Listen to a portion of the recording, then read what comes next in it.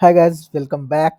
I'm Vivek, and in this video tutorial, I'm going to talk more about this. We'll continue from the last video. As we saw in that video, we talked about object properties and what are the associated powers of these properties, like what are the things it has each property has, and how we can see them using the get property descriptor and get property descriptors.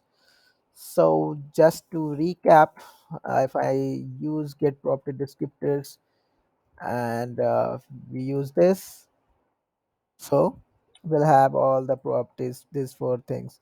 We'll talk about these properties as we move on.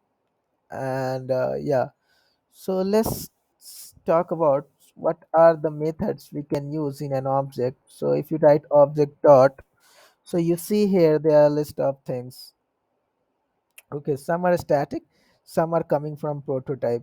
So right now I'm not going in detail about how both methods are different, which is static and which is with, by static what I mean is those methods are directly defined on constructor function, and some are coming from prototype. So it might not be very much clear right now.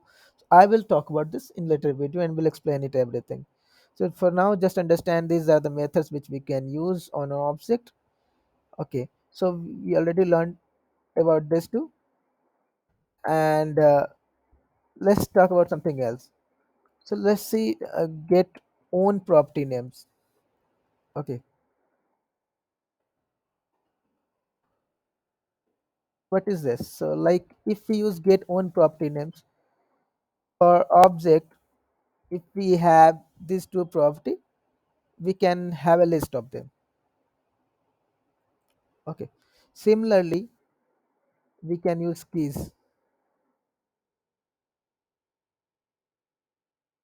Let's say we have a requirement of collecting all the fields property name of an object, then we can use this two methods.